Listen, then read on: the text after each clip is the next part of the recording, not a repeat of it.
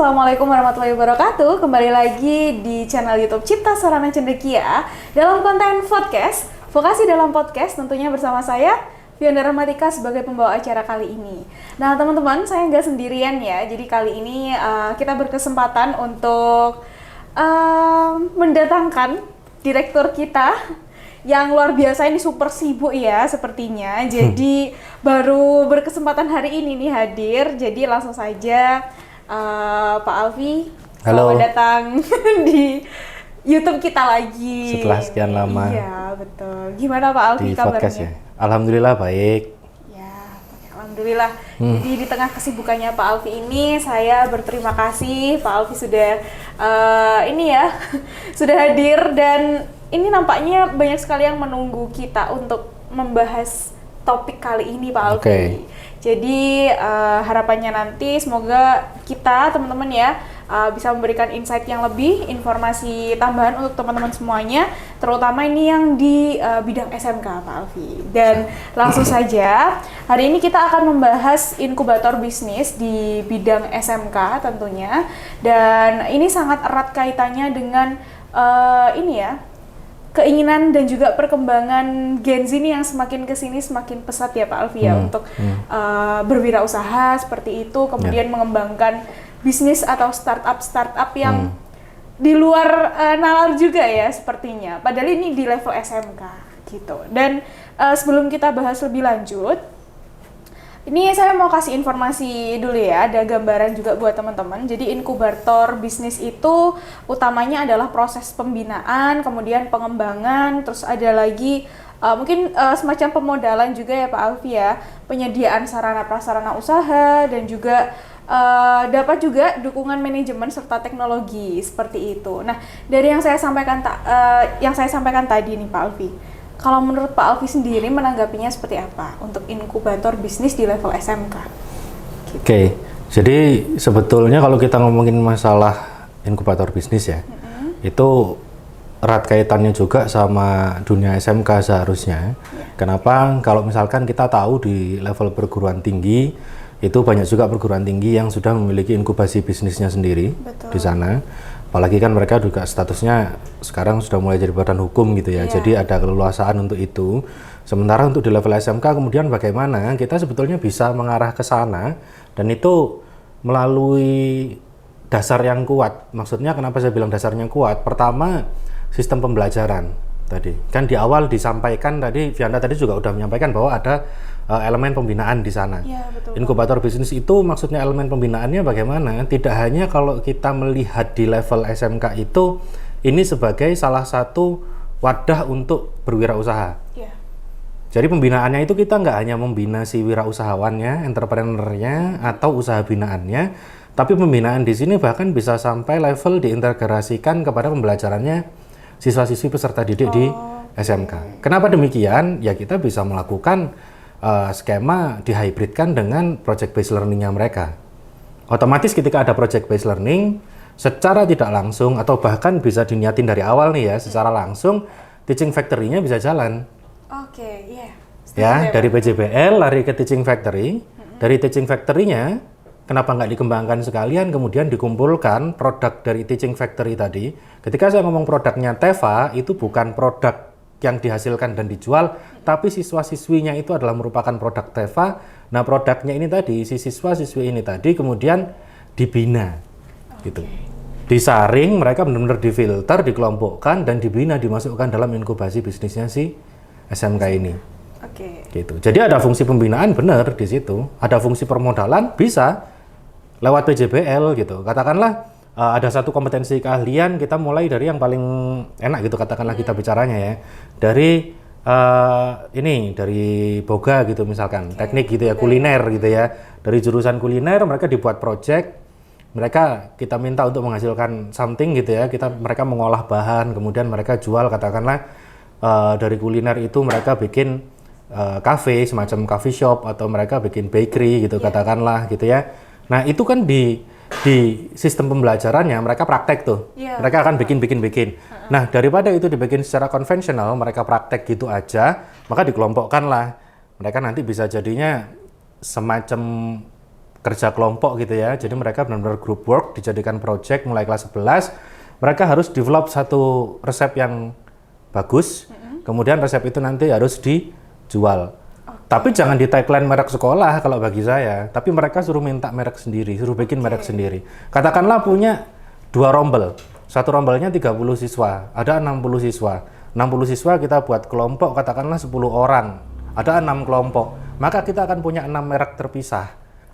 Ya kan, akan punya 6 produk terpisah, ya kan? Iya, 6 produk terpisah tadi, kemudian jangan dibiarkan lepas sendiri-sendiri. Difilter mana produk yang bagus. Oh, ini jualan kue resepnya bagus nih. Kuenya enak nih. Ini kalau dijual, dikemas secara menarik, good gitu. Gimana caranya ngemas? Mereka kan tugasnya bikin gitu. Ambil dari jurusan DKV.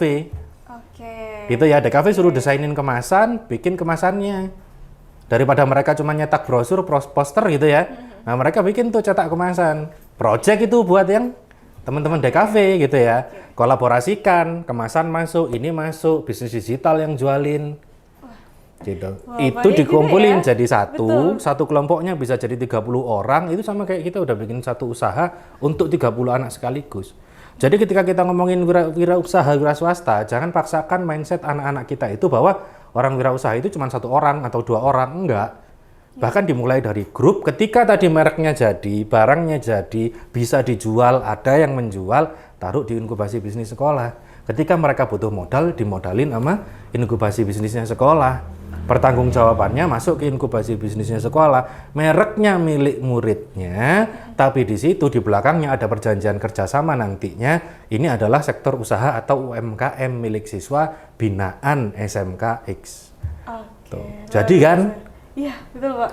Ada semua unsur yang kamu sebut tadi di situ. Iya, betul Pak. Jadi ternyata nggak hanya ini ya, kolaborasi antar program studi ya, jurusan ya kalau di SMK ya Pak ya. Oke, ini super keren berarti. Yang kita tahu kan juga satu SMK tuh bahkan mungkin banyak sekali jurusan yang ada di dalamnya ya, sehingga yang bisa saya highlight dari apa yang disampaikan Pak Alfi tadi ya kolaborasi dan juga mengefektifkan pembelajaran itu ya Pak ya, terintegrasi itu antara kurikulum yang ada di sekolah, pembelajarannya dan juga praktikumnya, terus kemudian outputnya nanti buat anak-anak dan juga dampaknya buat sekolah tuh ada semua dari inkubator bisnis ini. Wah keren ya, tapi kalau di Jawa Timur sendiri itu apakah sudah mulai ada ya Pak ya, sekolah yang menerapkan apa yang disampaikan Pak Alfi tadi? Gitu. Saya rasa sudah mulai ada yang melaksanakan, saya nggak usah nyebut sekolahnya ya. Saya rasa sudah mulai ada beberapa sekolah yang memang sudah mulai mengarah ke pembentukan si inkubator bisnis, inkubasi bisnisnya. Mengarahnya, tapi mungkin yaitu yang saya sering ngomong sama teman-teman, bahkan di beberapa kali kesempatan, bahkan termasuk 2 kali academic gathering kita bikin, saya selalu kasih penekanan di sana bahwa sebelum kita bisa melangkah ke pembentukan inkubator bisnis yang settle, yang kuat, benerin dulu mindset kita tentang TEVA-nya dulu. Gitu. Ya, betul, Pak. Karena kalau mau inbisnya kuat, inbisnya jalan, si TEVA ini tadi harus maksimal dulu gitu. Jangan sampai satu TEVA punya satu toko, satu TEVA punya satu produk, satu TEVA punya satu ini, sekolah punya macam-macam TEVA, kemudian akhirnya berjalan sendiri-sendiri. Kasihan yang ngatur manajemen inkubator bisnisnya nanti. Betul. Ya, saya setuju sih Pak, untuk teaching factory-nya itu harus dimaksimalkan dulu. Karena di dalamnya itu nanti kan ada kelegaan ya antara siswanya kalau misalkan dimaksimalkan pada saat teaching factory-nya, terus kemudian hasil produknya atau anak-anaknya ini kemudian digiring ke dalam di inkubator bisnisnya, dan pada saat itu juga terjadi sinergi antara sekolah dan juga siswa-siswanya gitu. Dan ini Pak, kalau untuk manfaat dan tujuan inkubator bisnis kan berarti sudah sangat jelas ya semuanya. Tapi kalau untuk penentuan, jadi kan mungkin tadi sudah disampaikan ada beberapa sekolah yang sudah mulai dan memang ada ya di Jawa Timur. Tapi kalau untuk menentukan bidang bisnisnya gitu Pak, apakah harus berkaca dari jurusan sesuai dengan yang ada di sekolah itu, atau mungkin bisa dikembangkan ke hal yang lain? Sebetulnya penetapan background, kalau kita mau kita mau mendirikan sebuah inkubator bisnis, berarti kan kita menginkubate bisnis tadi, gitu loh. Kita mengembangkan bisnis yang awalnya itu mereka masih di level telur gitu ya. Itu kita tetaskan, dari tetaskan itu kemudian kita besarkan sampai pada akhirnya bisnis nanti itu bisa lepas sendiri. Maka kalau kita bilang lebih enak mana untuk mendasari itu, ya didasarkan dari kompetensi keahlian. Makanya saya ngomong, kuatin TEFA-nya dulu. Untuk sekolah yang masing-masing kompetensi keahlian punya TEFA sendiri-sendiri, it's okay. Perkuat TEFA masing-masing kompetensi keahlian, tapi nanti ketika core-nya di masing-masing kompetensi keahlian TEFA-nya udah jelas, jangan fokus sama satu produk atas nama sekolah yang dijual tadi. Bikin TEFA tadi saling bersinergi, berkolaborasi, disilangkan, saling silang sama-sama satu jurusan. Katakan tadi, ada yang punya jurusan kuliner, bikin bisa, tapi jual kesulitan. Percuma dong bikin kue enak-enak, tapi kita nggak bisa jual atau jualnya hanya ketika ada acara doang, Ya, betul, gitu ya. HP gitu kan, kayak gitu kan bentuknya. Kemudian kayak pengolahan hasil laut gitu, dari perikanan gitu. Mereka bisa ketemu bikin ikan gitu, katakanlah mereka bikin ikan asap gitu. Mereka punya produk gitu, katakanlah dari luar Jawa, dia bisa bikin cakalang fufu gitu ya. Itu harusnya bisa kan masuk ke retail. Iya. Iya. Dengan skala besar, harganya mahal itu kalau kamu beli ke supermarket. Tapi kalau mereka nggak bisa nemu channelnya ke sana, hanya karena mereka mengandalkan satu jurusan, jualnya hanya di lingkup, ya kan sama aja kayak kita bikin dagangan, terus di tag-nya di situ tulis di pojokan bawah hanya untuk kalangan sendiri kan gitu. Iya. Iya, saya Iya juga kan? ya. Nah makanya sayang banget kan, ketika TEFA-nya tadi kalau masing-masing punya, kolaborasikan. Kalau sekolahnya belum punya TEFA yang dirasa benar-benar kuat, apalagi kompetensi kalian macam-macam, ada yang fokusnya pada produk, ada yang fokusnya pada jasa gitu ya. Betul. Ya sinergikan, TEFA-nya nggak usah banyak-banyak, namanya teaching factory satu aja. Oke. Tapi segmentasi produknya nanti banyak, sesuai kompetensi keahliannya. Jadi jangan dibikin saing-saingan kompetensi keahliannya, jurusannya. Iya. Tapi dinyalakan satu, biarin nanti mereka nyalain sendiri gitu, satu-satunya masing-masing kompetensi keahlian. Mulainya dari mana? Ya dari jurusan spesifik yang ada di sekolah. Kenapa? Lah itu semuanya jadi muatan tambahan kan. Apanya? Si penguasaan konsep bisnisnya itu dijadikan project. Projectnya mereka adalah mendirikan UMKM, dimasukkan ke dalam nilai pembelajaran, masukin di mana? Masukin ke jam muatan tambahannya yang ada di sekolah. Jadi nggak usah belajar hal baru lagi atau hal lain lagi mereka. Tapi dikolaborasikan, sambil berjalan mereka akan belajar. Gitu. Ya, betul. Luar biasa ya, ternyata banyak sekali yang sebenarnya di SMK itu bisa kita rancang seperti itu ya, Pak Iya, ya? peluangnya Di itu sekolah. waduh, luar biasa besar sebetulnya. Ya, setuju saya. Walaupun tadi ya, kalau secara undang-undang kita belum bisa bilang sekuat di perguruan tinggi kayak di PTN kemudian jadi badan hukum, mereka bisa mengelola semua subunitnya, mereka bisa punya bisnis sendiri juga kan gitu. Kalau di SMK ya di inkubator bisnis ini rasanya untuk mendirikan di skala level UMKM itu dorongan yang luar biasa pasti. Oke. Gitu.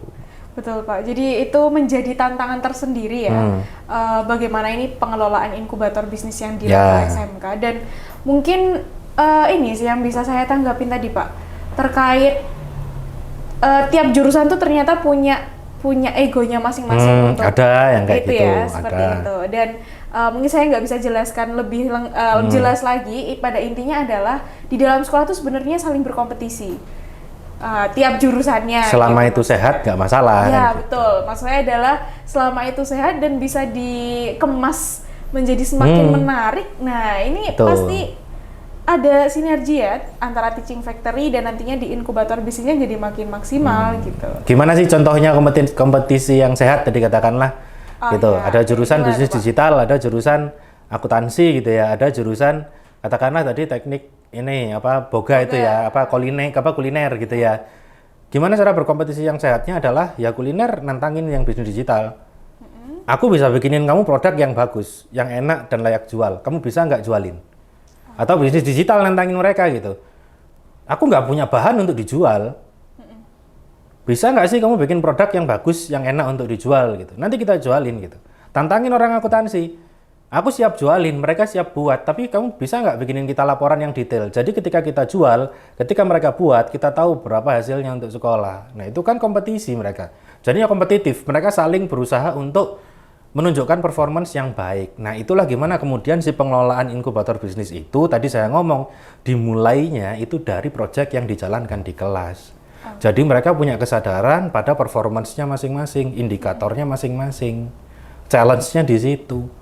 Kenapa? Kalau manajemennya si inkubator bisnis, itu kita kembalikan lagi ke manajemen sekolah.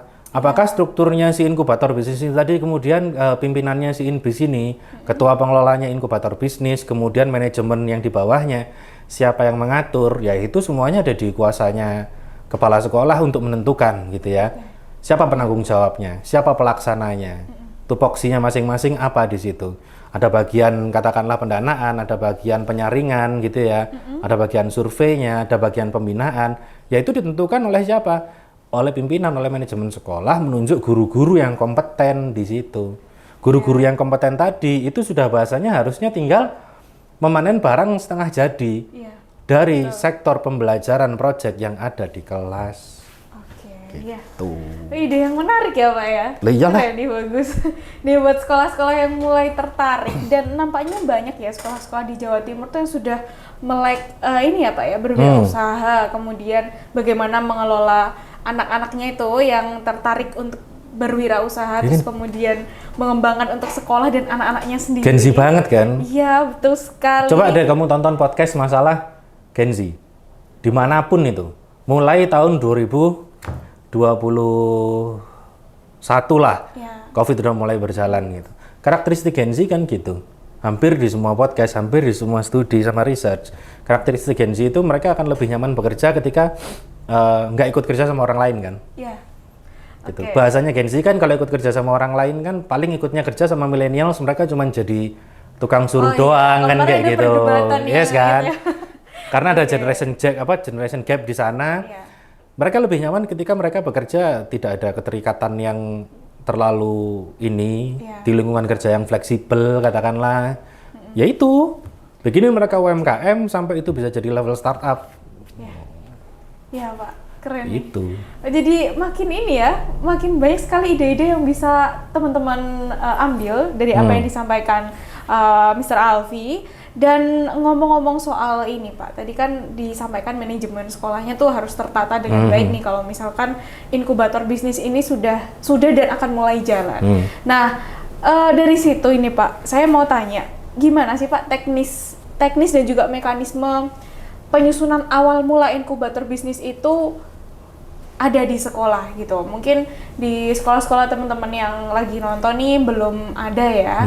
Nah, kalau dari Pak Alfi sendiri berkaca dari sekolah-sekolah yang mungkin sudah ada inkubator bisnisnya, bagaimana Pak teknis dan mekanisme awalnya begitu? Kalau untuk sekolah yang mendapatkan skema pusat keunggulan gitu ya, di skema PK, baik itu PK mulai dari awal sampai ke level pemadanan, mereka kan otomatis ada dapat start lebih jauh ya. Iya, betul. Karena mereka bisa pembentukan TEFA juga di situ.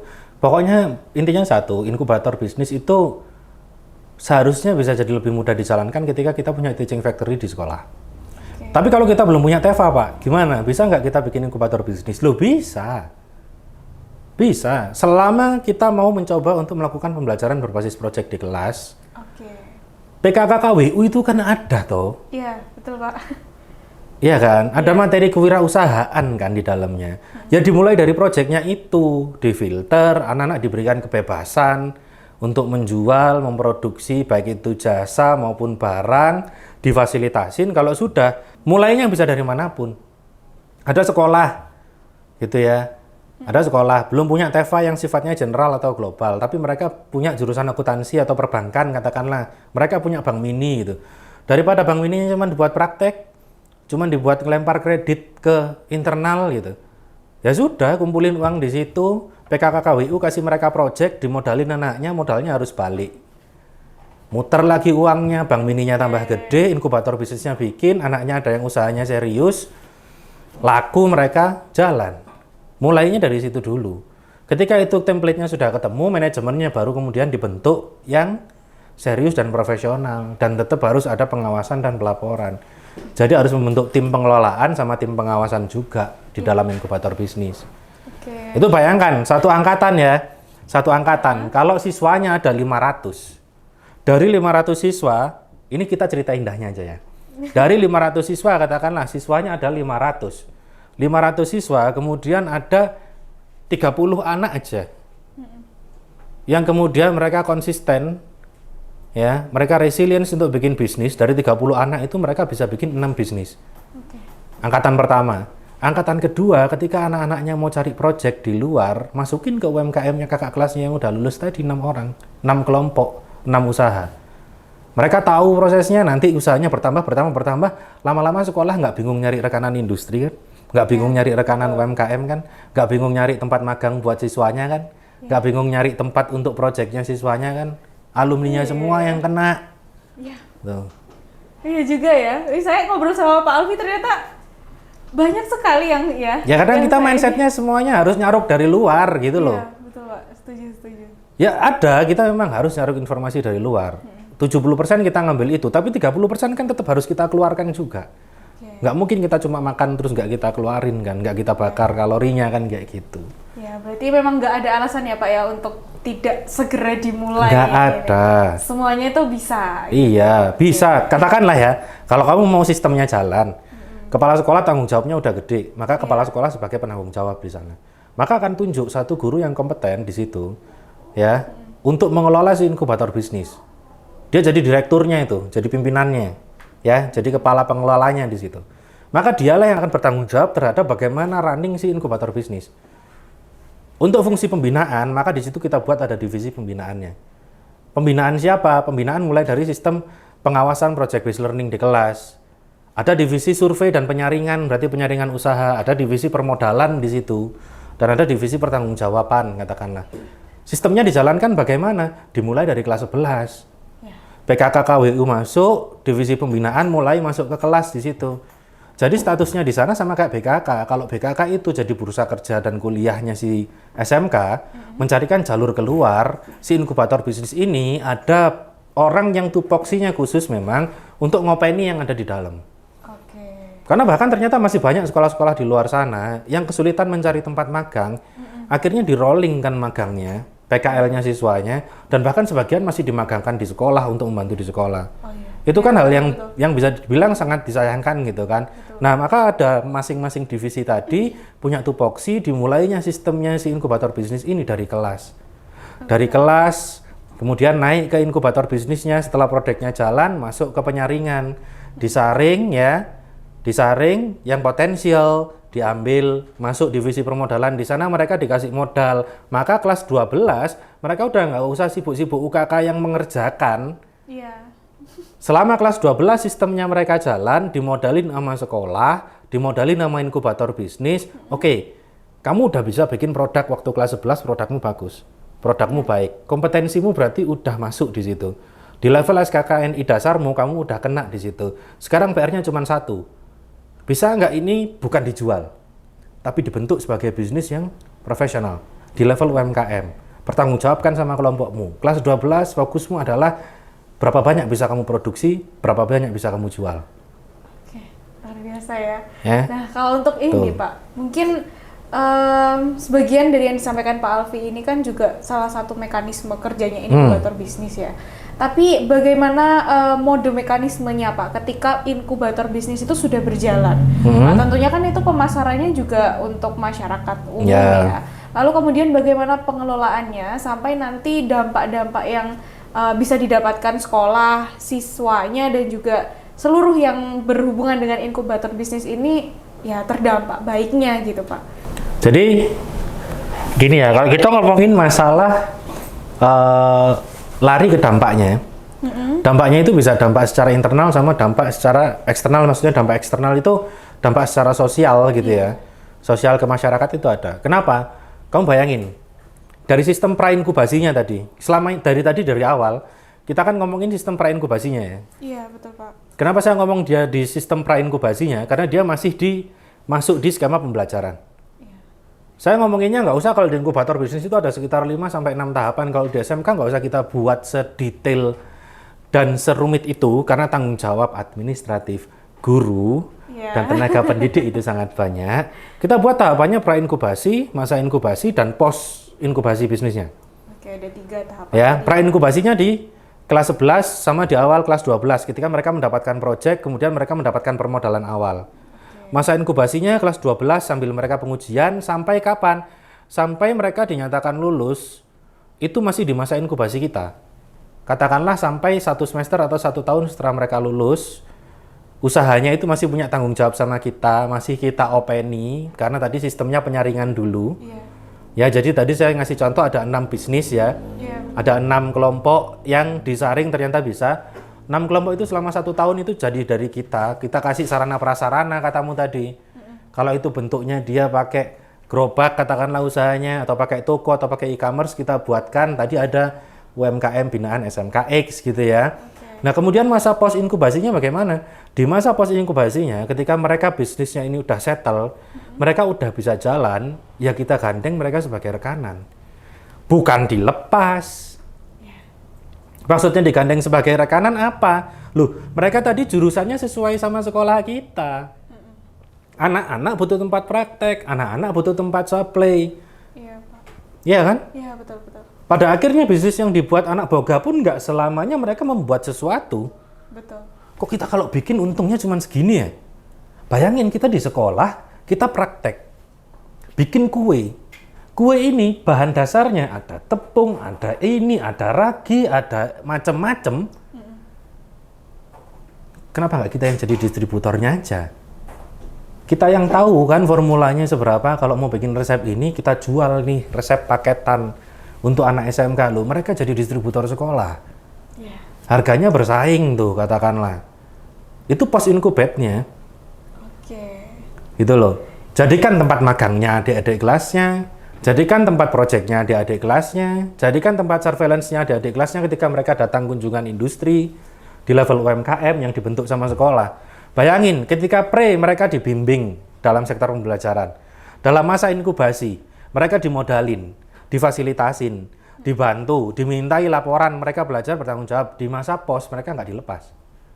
Tapi usahanya tetap digandeng sama sekolah.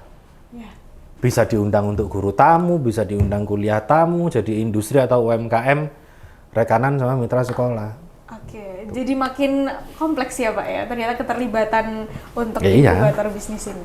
Nah, ngomong-ngomong soal pos inkubator bisnis tadi ya Pak ya, jadi kan pasti banyak yang terlibat di situ. Saya yakin nggak hanya pihak sekolah dan juga intinya warga sekolah yang terlibat di inkubator bisnis, tapi ini ada keterlibatan industri pastinya. Nah, kalau dari Pak Alfi sendiri ini menanggapinya seperti apa Pak?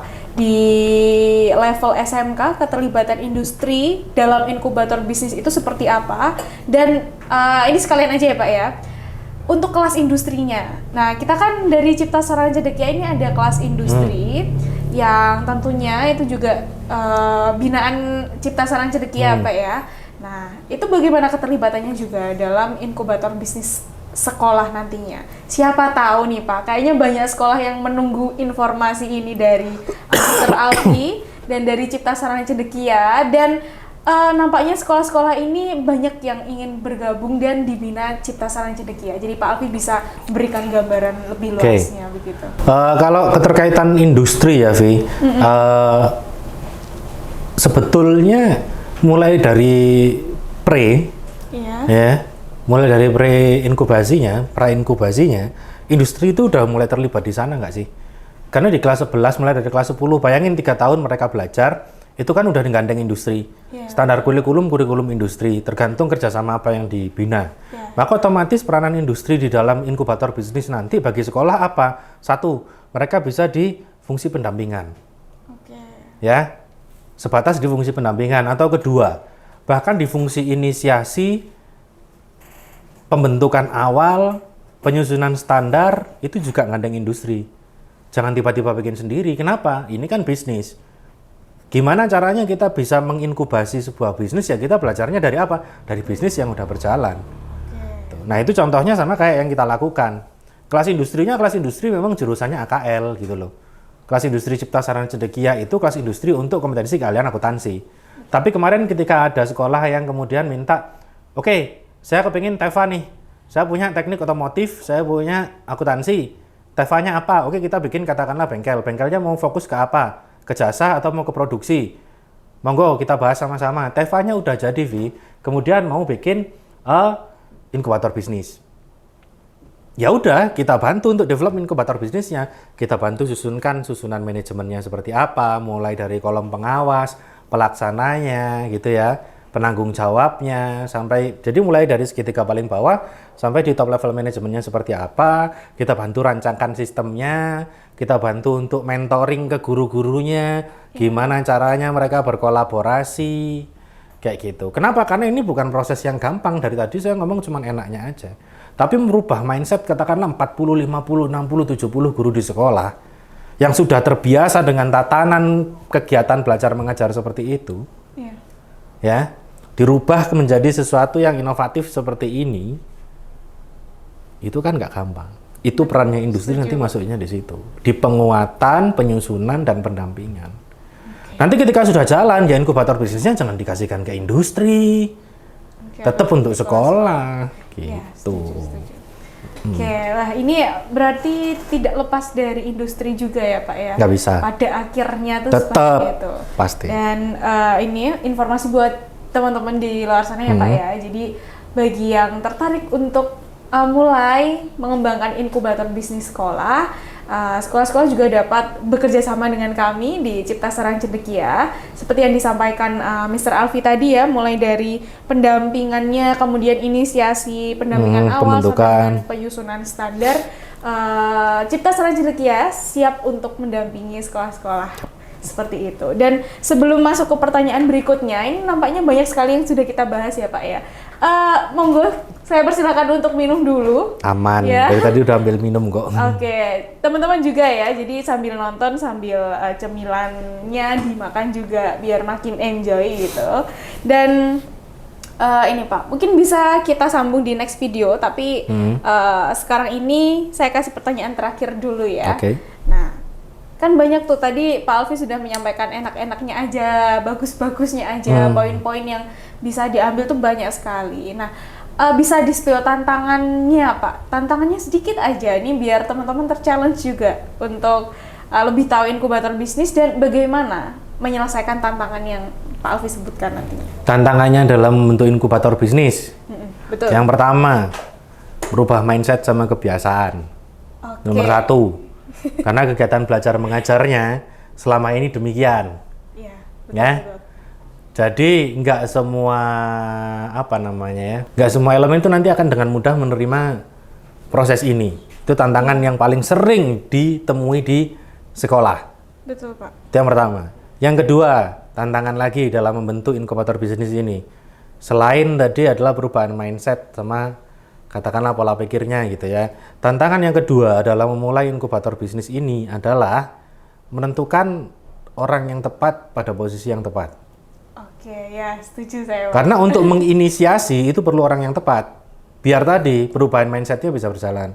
Yang ketiga, kalau mau inkubator bisnisnya jalan, kalau mau inkubator bisnisnya itu bisa bertumbuh, TEVA-nya tadi kan harus ada dulu. Ya. Kalau kepingin jalannya cepat. Kalau nggak ada TEVA ya arahnya nanti harus ada ke pembentukan TEVA.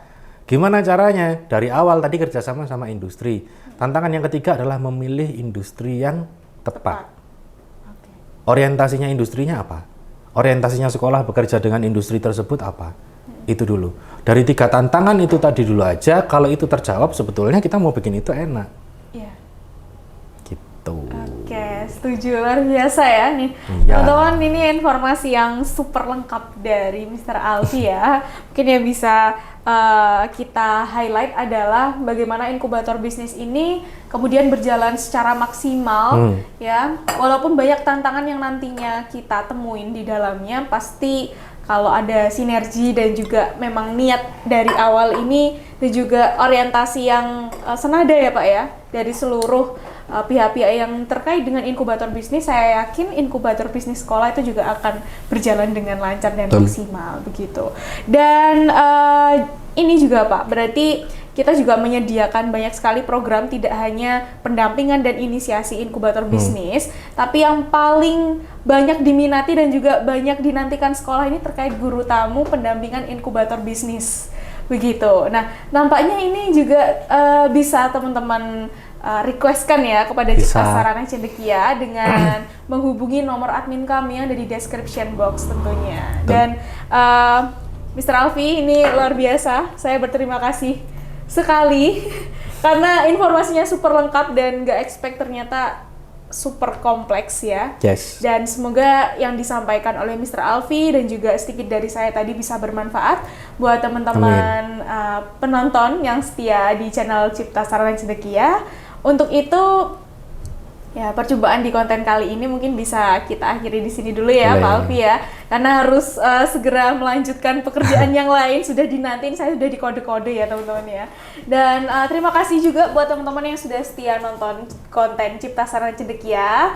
Dan jangan lupa nih like, komen, dan juga subscribe. Tinggalkan pesan di kolom komentar dan juga apa aja yang di-requestkan teman-teman terkait informasi yang bisa kami sampaikan dari Cipta Sarana Cendekia. Dan untuk itu saya Fianda Rahmatika sebagai pembawa acara kali ini bersama narasumber saya yang super keren, Mr. Alfianto Cahyono, pamit undur diri. Terima kasih banyak teman-teman semuanya. See you next time and bye-bye.